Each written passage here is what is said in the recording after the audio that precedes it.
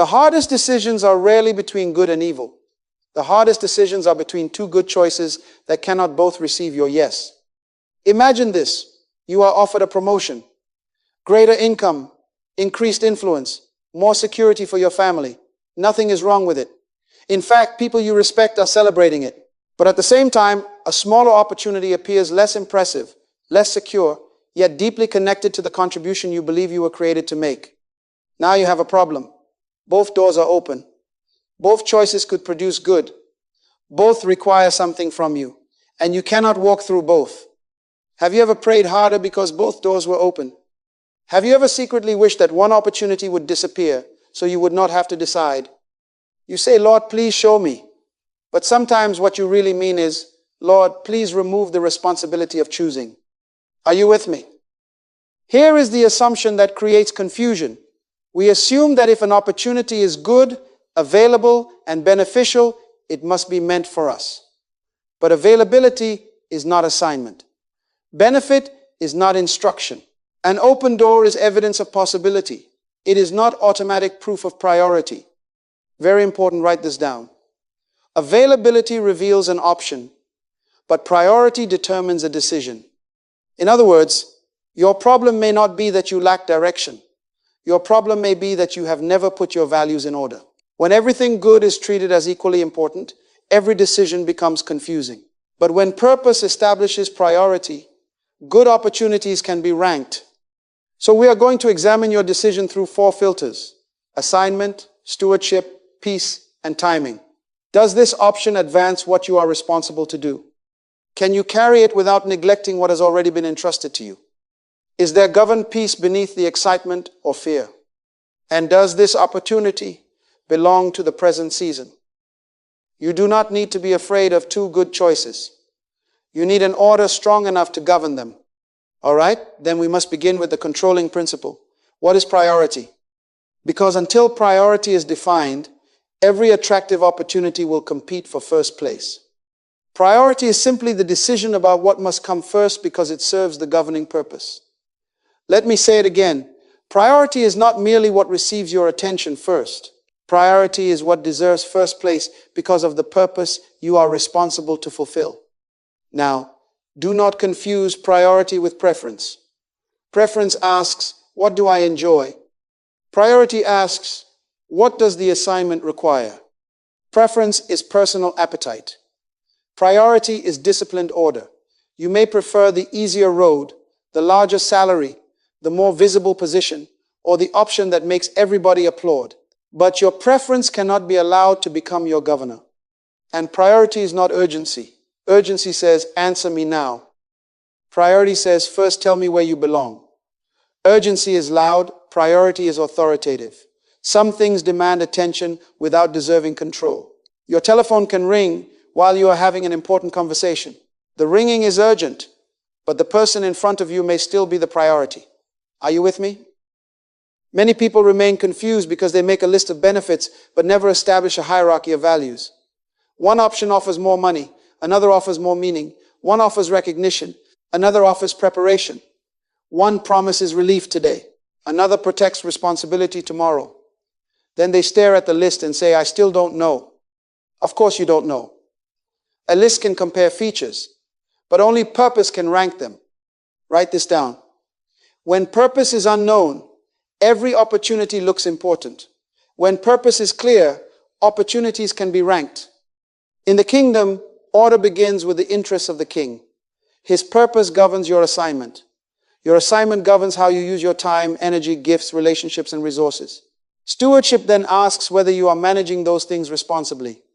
Peace helps reveal whether your inner life is ordered or being driven by fear. Timing asks whether a fitting action belongs in this season.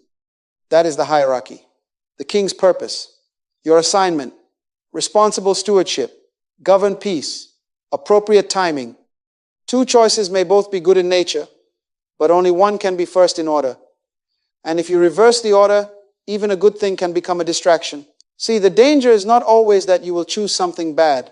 Sometimes the danger is that you will choose something beneficial that consumes the resources required for something essential.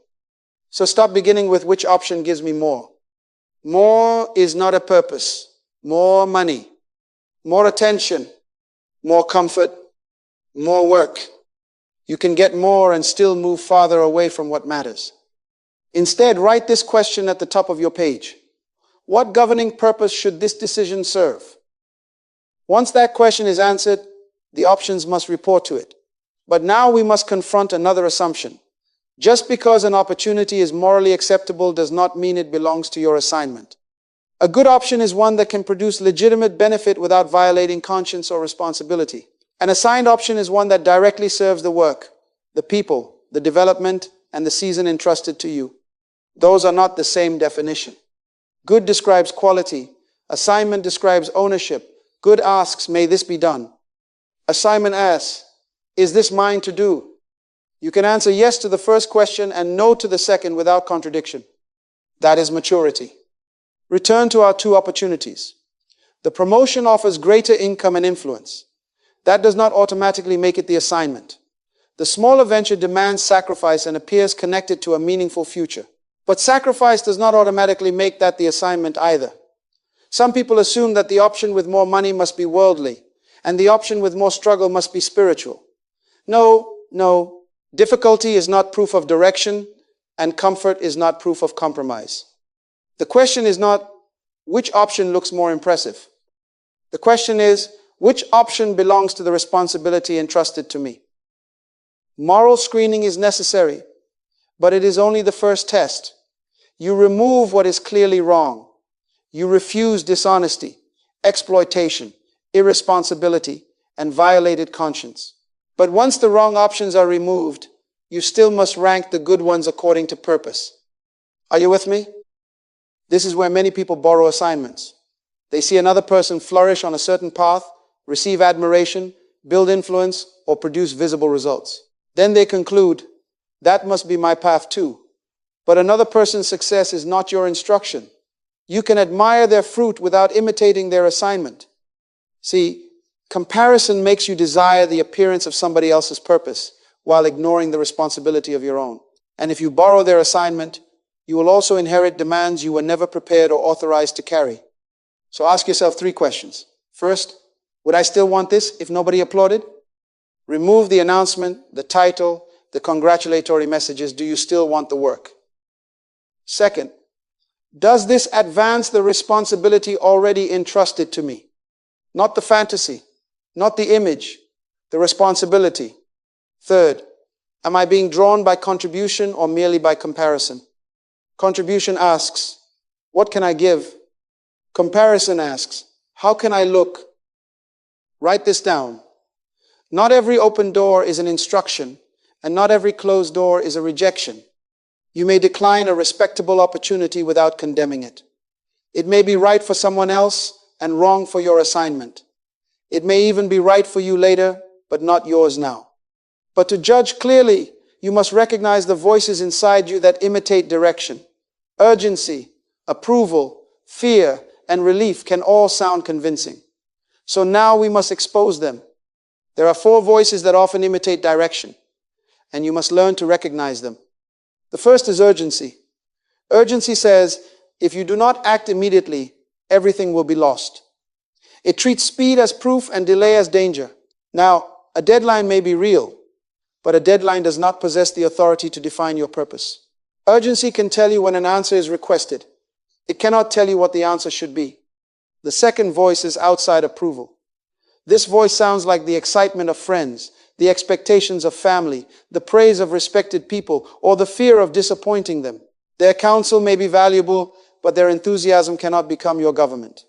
They can celebrate the promotion, they can admire the title, they can even say, this is obviously meant for you. But they will not have to live inside every consequence of your yes. The third voice is fear of missing out. Fear exaggerates the cost of saying no while concealing the cost of saying yes. It shows you the door closing, but it does not show you the responsibilities you may neglect after walking through it. Listen carefully. Every yes closes something. The question is not whether you will miss an opportunity. The question is whether you will miss your assignment while trying to keep every opportunity. The fourth voice is the desire for relief. You become tired of thinking, praying, discussing, and waiting, so you choose whatever ends the discomfort. Then you call the disappearance of tension peace. No. Sometimes you did not receive peace. You simply stopped resisting pressure. Look again at the promotion. There is a deadline. People you respect are praising it. The opportunity appears rare. Accepting it would end the uncertainty by this afternoon. Urgency says hurry. Approval says everyone agrees. Fear says this may never come again. Relief says just say yes so you can breathe. Are these pressures useless? No. Deadlines, counsel, scarcity, and emotional strain are real information. But information may advise a decision, it must not rule it. So conduct an internal audit. Which voice becomes loudest when you are uncertain? Which pressure are you tempted to rename as divine guidance? Be honest. Clarity begins where self-deception ends. Write 2 headings on your page. Over the first column, write the merits of the option. Over the second, write the pressures surrounding the option. In that pressure column, list every fear, expectation, deadline, and promise of immediate relief. Separate the noise from the facts. Once the counterfeit voices have been exposed, you are ready for the first governing filter. The first filter is assignment. Does this opportunity advance what you are responsible to do? Assignment is the specific contribution, responsibility, and sphere of service you are presently obligated to develop. Notice the word presently. Assignment is not merely a dream about what you may do someday. It includes what you are responsible to cultivate now. And your assignment is larger than your job title. Employment may express your assignment, finance it, train you for it, or distract you from it. A job is an arrangement of work. Assignment is the governing purpose that determines how work should be used. What do I mean by this? A promotion may provide training, relationships, resources, and influence that strengthen your assignment. Or the same promotion may consume your energy, relocate you from essential responsibilities, and reward abilities that lead you away from your central contribution. The title cannot answer that question. The salary cannot answer it. Assignment must answer it. Now, write a 1-sentence working statement of assignment. Do not make it mysterious. Use 3 elements: whom you are responsible to serve, what value you are equipped to contribute, and what outcome you are building toward. For example, my present assignment is to serve developing leaders by organizing practical knowledge that helps them lead responsibly. That statement may be refined, but now it gives your opportunities something to report to. Return to the promotion and the smaller venture. Do not assume the smaller opportunity wins because it sounds more sacrificial. And do not assume the promotion wins because it looks more successful. Test both. Does the promotion strengthen the gifts required by the assignment? Does it deepen useful competence? Does it expand the ability to serve? Or does it merely enlarge status? Does the smaller venture create meaningful contribution? Does it develop relevant capacity? Does it serve real people? Or does it simply allow the person to feel brave and independent? Are you with me? We are not choosing an image. We are choosing a responsibility. Now apply 3 tests. First is the subtraction test. Every yes subtracts something. What responsibility would this decision force you to neglect, postpone, or abandon? People love to calculate what an opportunity adds. Very few calculate what it removes. But the hidden cost of a decision is often the duty that no longer receives your attention. Second is the identity test. Am I choosing from conviction about what I am called to contribute, or from insecurity about how I will appear?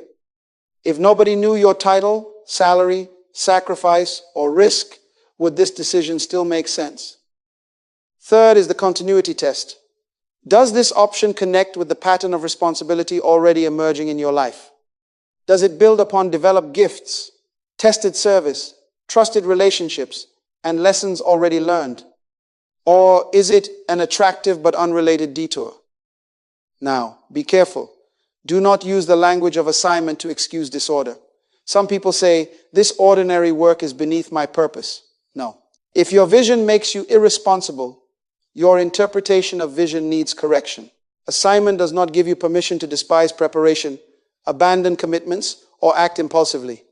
Genuine assignment must survive practical examination. Take both options and score them in 4 areas: direct contribution, gift development, service alignment, and cost to existing responsibilities.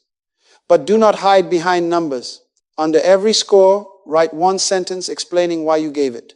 The explanation will expose whether you are reasoning from truth or merely decorating a preference.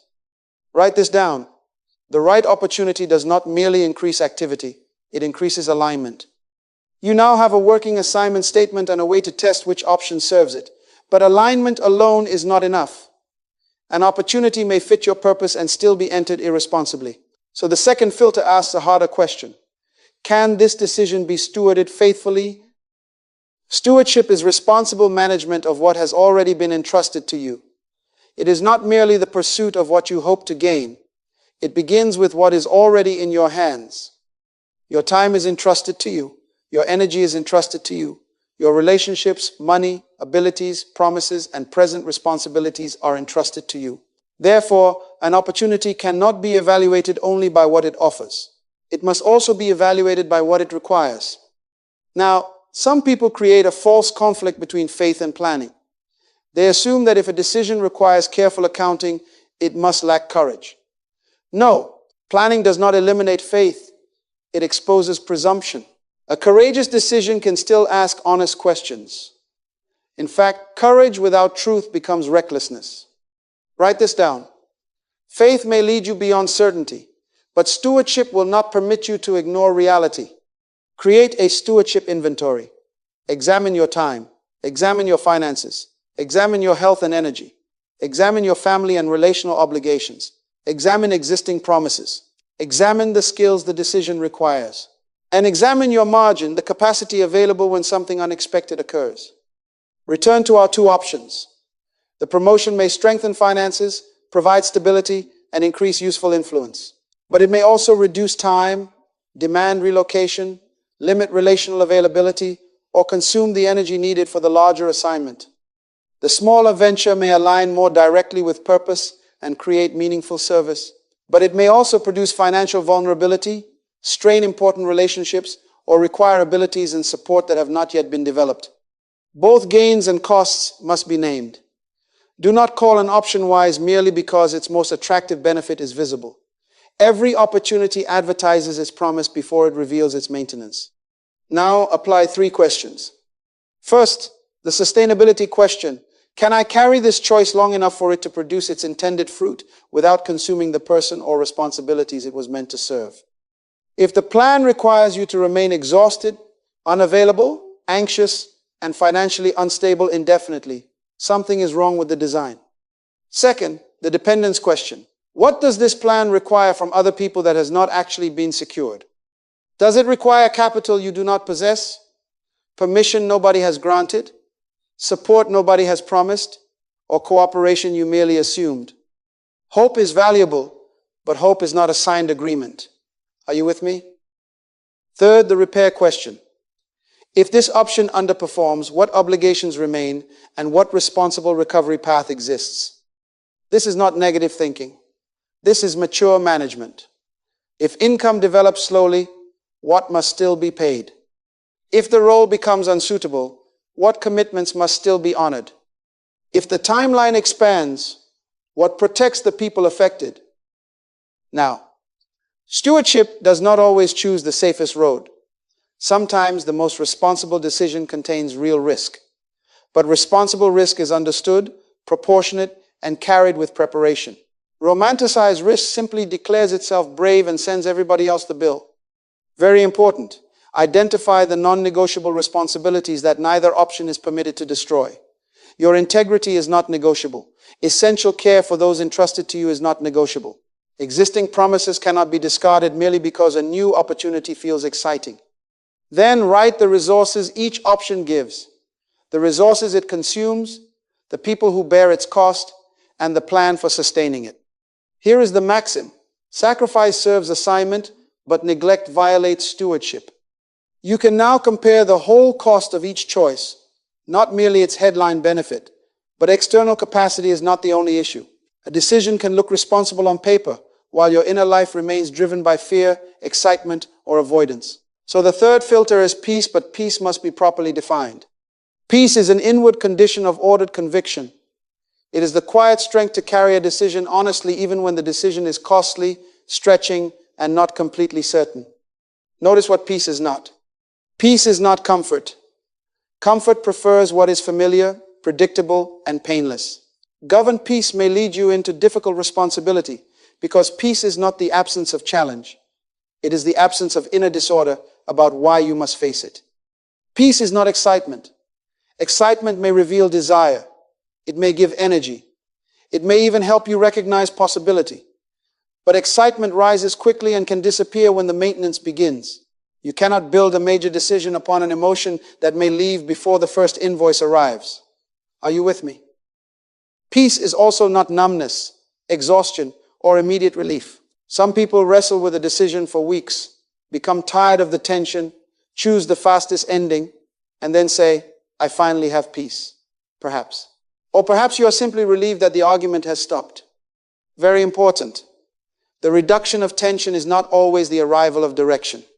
Peace must be interpreted alongside assignment, stewardship, and timing. If a feeling contradicts your responsibility, ignores obvious consequences, and requires you to hide the facts, do not make that feeling your governor. Peace is part of an ordered process. Return to the promotion and the smaller venture. The promotion may feel peaceful because it offers income, status, and security, but that peace could be comfort wearing a spiritual name. The venture may feel peaceful because it is inspiring, creative, and connected to a dream. But that peace could be excitement, avoiding practical questions. So what should you do? Create stillness. Remove the audience, remove the sales pressure, remove the deadline drama as much as possible, remove the imagined applause, the announcement, the title, and the heroic story you plan to tell afterward. Then place each option quietly beside your assignment statement and your stewardship inventory. Now ask the consequence question. When the first excitement fades, which choice leaves the deeper conviction that I can carry its duties honestly? Do not imagine only receiving the opportunity. Imagine maintaining it. Imagine the ordinary morning, the difficult conversation, the delayed result, and the unseen responsibility. Next, ask the disclosure question. Can I explain my motives, assumptions, fears, and costs to a trusted, mature person without manipulating the story? If you must exaggerate one option and conceal the cost of the other, you are not seeking counsel. You are recruiting agreement. Then ask the contradiction question. Am I using a feeling of peace to overrule clear evidence of neglect, disorder, or wrong timing? Inner peace cannot turn irresponsibility into wisdom. Write this down. Peace is a witness within an ordered process, not a substitute for the process. On your decision page, do not write only, this option feels peaceful. Write why it feels peaceful. What desire is being satisfied? What fear is being reduced? What responsibility is being honored? What facts support the feeling? And what facts challenge it? This does not diminish peace. It protects peace from being confused with mood. You can honor your inner conviction without becoming ruled by every emotional movement. Now we have examined alignment through assignment, capacity through stewardship, and inward order through peace. One filter remains. An opportunity may fit your purpose, survive responsible examination, and still not belong to the present season. The fourth filter is timing. Timing is the fit between an opportunity and your present season of readiness, responsibility, and conditions. Timing does not ask only, is this right? Timing asks, is this right now? That distinction is very important. Not now does not always mean not mine. And available now does not always mean meant for now. Impatience takes a possibility and converts it into pressure. Fear does the opposite. It takes preparation and converts it into permanent delay. One moves before readiness, the other never moves at all. Maturity refuses both errors. Return to the smaller venture. It may align strongly with the assignment, but perhaps it requires a financial runway, evidence of real demand, stronger skills, or agreement from people who will carry part of the cost. The opportunity may be right while the preparation is incomplete. Now consider the promotion. Perhaps it can provide training, resources, relationships, and financial stability that prepare the person for the larger assignment. Or perhaps it will consume the exact time and creative capacity needed to build that future. Timing asks, which of those stories is supported by reality? So apply 5 tests. First, the readiness test. What must be true before this choice can be entered responsibly? Name the conditions. Do not say, I just need to feel ready. Feelings are slippery. Do you need savings, competence, counsel, agreement, tested demand, or a completed obligation? Make readiness measurable.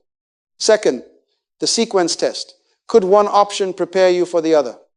Or would accepting one quietly eliminate the future possibility?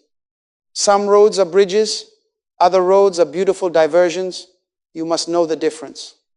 Third, the season test. What present responsibilities deserve completion before a new responsibility begins? There are opportunities that become destructive simply because they arrive while your hands are already full. A new beginning does not excuse an unfinished promise. Fourth, the window test. Is there verified evidence that delay will truly close this opportunity? Or is scarcity being used to force consent? Ask for facts. A person who benefits from your quick answer may call hesitation dangerous. That does not make it true. Fifth, the pilot test. Can the idea be tested through a smaller, reversible commitment before an irreversible leap? Could the venture begin on a limited schedule? Could demand be tested? Could the promotion be negotiated? Could responsibilities be redesigned? Wisdom sometimes begins with a faithful experiment rather than a dramatic announcement. Are you with me? But be careful. Waiting must have a plan. Otherwise, delay can disguise fear and call itself preparation. If the answer is later, then name the milestones, the review date, and the decision deadline. What will you learn? What will you save? What will you complete? When will you evaluate again? Write 4 categories on your page. Now, later, with preparation, delegate or redesign, release. Now means the option fits the present season. Later with preparation means the opportunity may belong to you, but readiness must be built. Delegate or redesign means the purpose may be right while the present form is wrong. Release means the opportunity is good, but it does not deserve further control over your attention. Write this down. Maturity does not merely recognize the right thing, it recognizes the right sequence. You are no longer trapped between a panicked yes and a frightened no. You can prepare, test, redesign, sequence, or release. Now we must bring assignment, stewardship, peace, and timing onto one page and allow the king's priority to rank the options together. Now bring the entire process onto one page. Clarity often increases when what is moving around inside your mind is forced to stand still on paper. At the top, write your governing assignment statement. Under it, place the 2 options side by side. Do not label one safe and the other faith. Do not call one successful and the other meaningful. Those labels may prejudge the decision. Simply name the options accurately. Then create 4 rows: assignment, stewardship, peace, and timing. Under assignment, write how directly each option serves the contribution you are responsible to make. What gifts will it strengthen? What people will it help you serve? What essential work could it displace? Remember, an opportunity is not a line merely because you can perform it well. Under stewardship, record what each choice gives and what it requires. List the time, money, energy, skills, support, and relational cost. Name the people affected. Name the risks carried. Name the responsibilities protected and the responsibilities threatened. Do not let the visible reward hide the invisible maintenance. Under peace, record your motives, persistent convictions, emotional reactions, and fears. Why does one choice feel attractive? Why does the other create resistance? Is your feeling supported by assignment and responsibility or contradicted by them? Peace must survive honesty. Under timing, record the conditions of readiness. What deadline is real? What preparation is missing? What could be tested through a smaller step? What happens if you act now? What happens if you wait? Timing turns a vague someday into an ordered sequence. Then add a 5th row. Write the king's priority. This row asks the governing question: which choice most faithfully serves purpose, people, integrity, and present responsibility rather than ego, image, fear, or applause. Now, do not reduce this page to unexplained numbers. A score may help you compare, but numbers can become very obedient servants of your preference. If you want one option badly enough, you will suddenly discover that it received a 97. How convenient.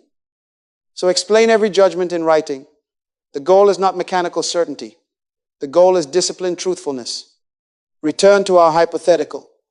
This process may reveal that the promotion should be accepted because it provides strategic preparation and protects important responsibilities. It may reveal that it should be declined because it consumes the capacity required for the assignment. Or perhaps it should be negotiated different travel, a delayed start, altered duties, so that its form better serves the purpose. The framework does not predetermine the answer. It disciplines the reasoning. Ask one final diagnostic question for each option. What would I have to ignore, minimize, conceal, or rationalize to make this choice appear right? That question will often expose where desire has been editing the evidence. Write the formula down and say it until you remember it. Assignment establishes direction. Stewardship measures responsibility. Peace examines inward order. Timing determines sequence. Now the confusion is no longer floating in the air. The priorities, costs, motives, and conditions are visible. But seeing the stronger direction is not the same as choosing it. The next challenge is courage, the discipline to give one option your yes and release the other. Prolonged comparison can become a shelter from responsibility. At first, you are gathering wisdom. Then wisdom becomes clear, but you keep gathering because another opinion allows you to postpone the cost of choosing. A decision is the deliberate commitment of resources to one direction at the cost of competing alternatives. If nothing is committed and nothing is released, you have not made a decision. You have only expressed interest. Many people want to preserve every good future. They want the security of the promotion and the freedom of the venture. They want complete preparation and immediate progress. They want to say yes without closing any door. But divided commitment does not preserve both futures. It starves both of them. Write this down. A yes that costs nothing, organizes nothing. Now ask the decisive question. Which option can receive my full, responsible yes in this season? Not my emotional yes. Not my public yes. My organized yes, my time, attention, resources, discipline, and boundaries. Then release the other option with honor. You do not have to call it bad. You do not have to insult the people who choose it. You do not need to invent certainty and announce that opportunity could never have been right. Simply say, this is a good opportunity, but it is not the priority I can responsibly serve in this season. Now state your decision in one sentence. Be specific. I am choosing this direction for this season because it best serves my assignment, can be stewarded responsibly, carries governed peace, and fits the present timing. Under that sentence, name your first three actions. First, one, communication. Who must be informed, consulted, thanked, accepted, declined, or invited into agreement. Second, one, resource commitment. What time, money, training, or practical support must now be allocated. Third, one, boundary. What must be protected so that the decision is not slowly destroyed by competing demands? And ask the uncomfortable question. What must stop? Every serious yes requires a corresponding no. If your calendar, spending, habits, and relationships remain organized exactly as before, your decision is still only a sentence. Seek counsel. Invite accountability. Let mature people test your assumptions and expose blind spots. But do not make advisors carry a responsibility that belongs to you. Counsel can illuminate the road. It cannot walk the road on your behalf. Write this maxim down. A decision is not proven by what you announce. It is proven by what you organize. If material information is genuinely missing, establish a final review period. Name what must be learned and set the date when the decision will be made. But do not call indefinite delay discernment. At some point, more analysis becomes disobedience to the clarity already received. Once the choice is organized, commitment begins. But commitment must remain accountable. The next question is not whether every day feels easy. The question is whether the decision is producing the right fruit and whether you are humble enough to correct course when it does not. Commitment and stubbornness are not the same thing. Commitment serves the assignment. Stubbornness serves the ego's need to prove I was right. A mature person can remain faithful without becoming defensive. You do not abandon a decision because it becomes difficult, but neither do you worship the decision after evidence exposes a serious problem. So evaluate the fruit. Fruit is the developing result of your choice in contribution, character, stewardship, relationships, and sustained responsibility. It is not merely whether you receive the title, earn the money, launch the venture, or impress the people watching. The real question is, what is this decision producing? Now, do not evaluate it every morning according to your mood. If you review your direction every time you feel tired, you will resign by Wednesday and return by Friday. Establish a reasonable review rhythm appropriate to the decision. Give the work enough time to reveal patterns. But do not wait so long that preventable damage becomes permanent. At each review, ask 5 questions. Is the assignment being advanced? Are core responsibilities being stewarded? Is peace becoming more ordered or more conflicted? Are the assumptions about timing proving accurate? What unintended consequences are emerging? Write your answers. Do not depend on memory, because memory has a remarkable ability to edit the past until the present looks justified. Document what you expected, what you feared, what you believe would be required, and what actually occurred. Then distinguish resistance from warning signs. Difficulty is not automatically a warning. Learning may be uncomfortable. Sacrifice may be real. Progress may be slower than expected. A right decision can still demand endurance. But repeated ethical compromise, preventable neglect, hidden motives, broken responsibilities, and collapsing stewardship must receive attention. Do not rename deterioration perseverance merely because correction embarrasses you. And listen to the people affected by your choice, especially those carrying part of its cost. Ask what they are experiencing. Ask what you may not be seeing. Accountability is not inviting people to praise your courage. It is giving trustworthy people permission to tell you the truth. Your review can produce 3 outcomes. First, continue with conviction. The direction is sound, and the present difficulty requires perseverance. Second, adjust the method while preserving the direction. The assignment remains right, but the schedule, structure, spending, boundaries, or strategy must change. Third, correct the direction itself. New evidence may reveal that the option was misunderstood, mistimed, or entered from a motive you did not recognize. There is no shame in responsible correction. Changing course after honest evaluation does not mean the entire process was worthless. It means stewardship is still governing the process. Write this down. Accountability does not weaken conviction. It protects conviction from pride. Be stable enough to persevere and humble enough to respond to truth.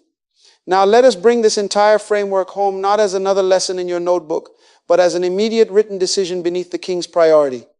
We began with 2 good choices, 2 open doors, 2 legitimate benefits, 2 futures that could not both receive your yes. The confusion began to weaken when those choices were no longer allowed to sit at the same level of authority. Good options must bow to priority. Priority must serve assignment. Assignment must be tested through stewardship, peace, and timing. Say the formula again. Assignment establishes direction. Stewardship measures responsibility. Peace examines inward order. Timing determines sequence. Now, do not leave this as an interesting lesson. Name 1 unresolved decision in your life. Write both options exactly as they are. Do not defend them. Do not decorate them. Do not make one look spiritual and the other selfish. Just tell the truth. Separate pressures from principles. List the deadlines, fears, expectations, and promises of relief. Then write your assignment statement. Complete the 4-filter page. What serves the assignment? What can be stewarded? Where is there governed peace? What belongs to this season? Choose a definite review date or decision date. Clarity without a date can become another form of delay. Then take one immediate action. Schedule quiet evaluation. Gather the missing information. Speak with an accountable person. Negotiate the form of the opportunity. Communicate your answer. Do something that proves the process has begun. And remember, clarity is not always the sudden disappearance of uncertainty. Often, clarity is the disciplined ordering of what matters beneath the king's purpose. You may still feel the cost of releasing a good option. That does not mean you chose wrongly. It means your yes has value. Write this final sentence down. You do not need every good opportunity. You need the courage to give your best yes to the priority and trust it to you now. All right? Be still for a moment. Write the decision, write the assignment, write the first action, and let priority bring order to your yes.